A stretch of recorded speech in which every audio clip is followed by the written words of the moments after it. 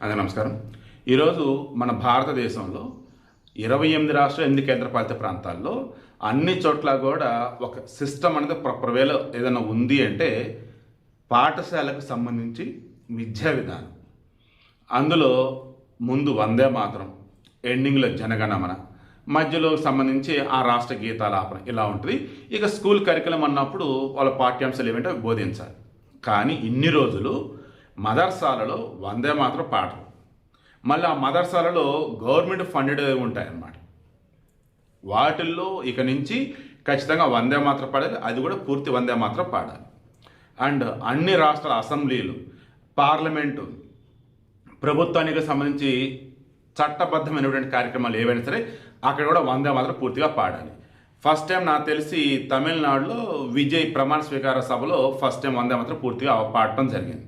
ఇలా చాలా చోట్ల కూడా నడుస్తూనే ఉంది. సో ఇప్పుడు సువేందు అధికారి పశ్చిమ బెంగాల్లో క్లియర్గా ఏ స్కూల్ అయినా, ప్రభుత్వం ఫండింగ్తో నడిచే మదర్స్ అయినా ఖచ్చితంగా వందే మాత్రం పూర్తిగా పాడాల్సిందే అని చెప్పాడు.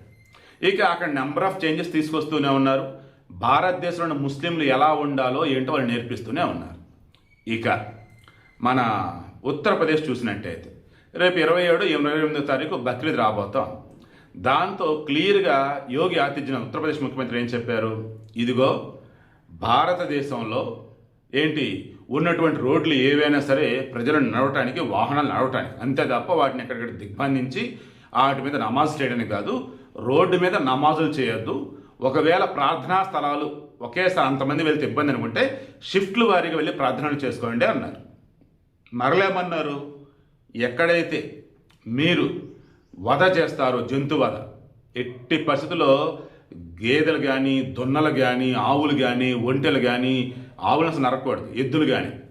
సో దాన్ని ఏమంటే బఫే, దాన్ని పేరు గుర్తు రావట్లేదు నాకు సరిగ్గా. అది ఏదైతే ఉందో దానిని రోడ్ల మీద నరకొద్దు. మీరు జంతు వధశాలనే ఉంటాయి, కబేలాలు అంటారు, సంథింగ్ దట్, అక్కడ ఉండి ఆ రకంగా చేసుకోండి అన్నట్టుగా చెప్పారు.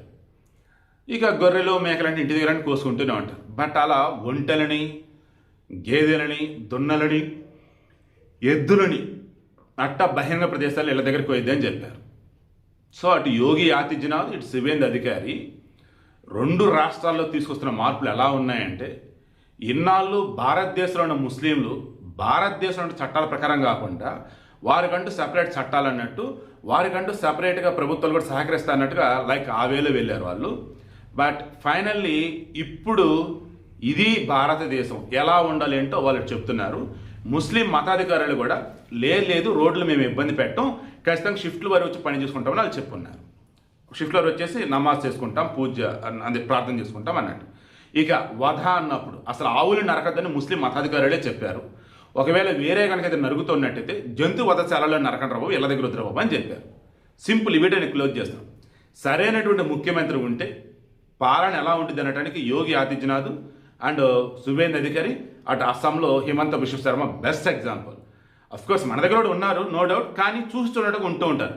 వాళ్ళు అలా కాదు, ఇలాగే ఉండాలన్నట్టుకున్నారు, అలాగే ఉన్నారు.